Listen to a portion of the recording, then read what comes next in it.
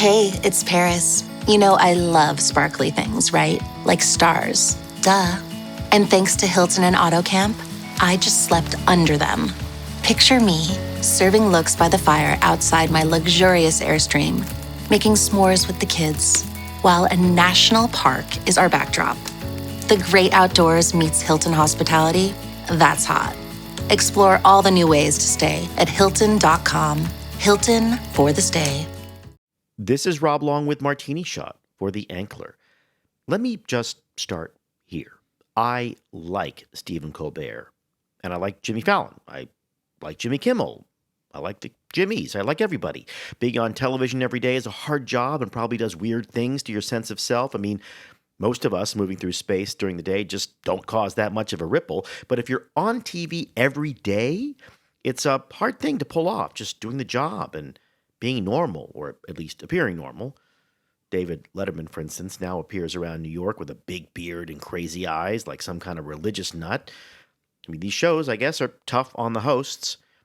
The trick to late night success, I think, is being on TV every single night and somehow not being yourself, holding yourself back a little. Johnny Carson, who was pretty much the perfect modern late night talk show host, appeared effortless and affable on screen, but was apparently neither when the cameras were off. He was a complicated and chilly guy. He was wrapped up tight, hard to read. I mean, you could watch clips of the old Tonight Show and never really get to know who he was, or especially how he voted. So what I'm about to say is said with respect and a real recognition that doing a TV show every day is about the hardest job there is. In the entertainment business, of course. I'm not making that claim generally because, well, there are lots of jobs harder than being on TV. Still, okay, hosting a show is hard, not the least because everybody who doesn't host a show has an opinion on how to do it and why you're doing it wrong. And, well, okay, here's mine. The first rule of show business is people do not pay for homework. They have homework in their daily lives, plenty of homework, things to do, things they're late with, people they're disappointing. So when they turn on the television, especially at night, at the end of the day, I don't think they really want to hear more opinions, more contention, more interviews with newsworthy subjects of the day. If they did, Ted Koppel would still be hosting Nightline, which, for the younger people, I will explain, was a late-night news show on ABC way before anybody dreamed of giving Jimmy Kimmel a show. For folks who just didn't want to watch Johnny Carson. There weren't many of those, but it was classic television programming. Try to give the viewer a choice. Don't split a small slice of the same pie. Bake a different pie. Or even better, just bake a cake. So this is what I mean. Yes, there's an audience for the kind of political rant and slant you see on The Daily Show or John Oliver or Kimmel or Colbert, but you see my point? That's a lot of very thin slices of pie. Unlike Johnny, we know exactly who those guys voted for, or more precisely, who they totally did not vote for.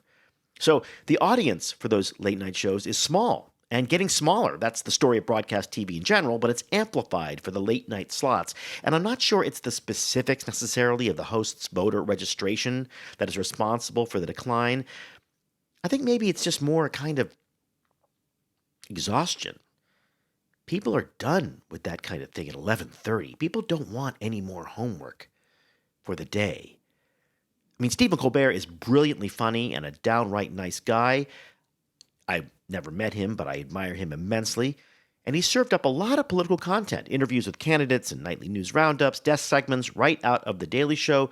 And his audience got smaller. And remember, he was already splitting it with the Jimmys and indirectly with Jon Stewart and others. So when the news came that CBS and its new almost owners had agreed to cancel The Late Show with Stephen Colbert, the only people who should have been surprised are the ones who haven't been paying attention to the broadcast TV business in general. That group, and the people working on the show, of course, because in my unhappy experience in getting canceled, it is always kind of a surprise to people on the inside.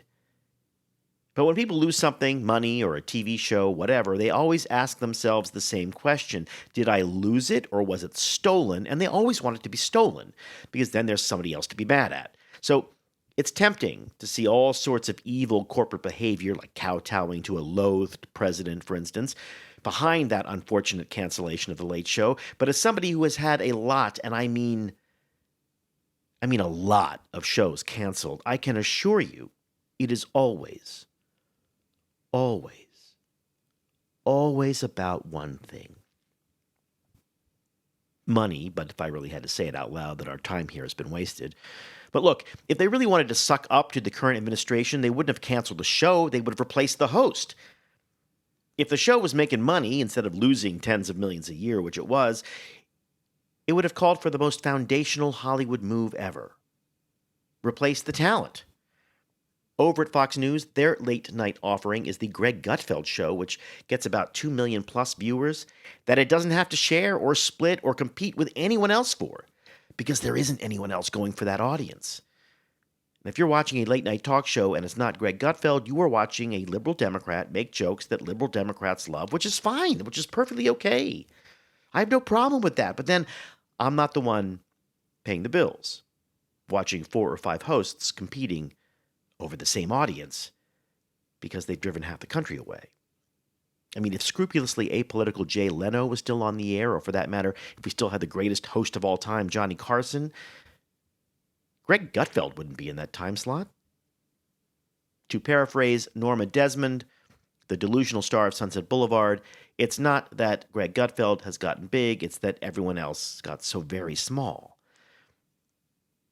Pollsters take the temperature of the country every few months by conducting large-sample, multi-question surveys, and I discover that if you ask them nicely and maybe pay them a little bit, they'll include a question or two of yours in their next round. So not that long ago, I asked some statistically representative Americans, if you believe that's possible, that is, to say which of the following statements most closely resembled their personal opinion.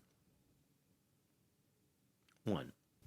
Some people say the media are out of touch with regular people and are only interested in making shows and movies and reporting the news in a way that appeals to other elites like them who live in places like Los Angeles, Miami, Washington, D.C., and New York. 2. Other people say the media companies are in touch with all parts of America and make shows and movies and report the news in a way that appeals to everybody, including me, my friends, and my family.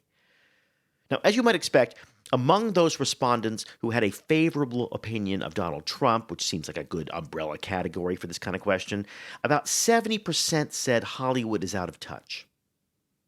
But about 60% of people with an unfavorable opinion of Donald Trump said the same thing, which means that a whole lot of people from all sides of American politics and culture think that media aren't giving them what they want.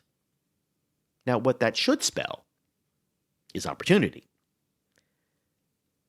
But I think maybe some people are just too committed to giving the audience homework to see it.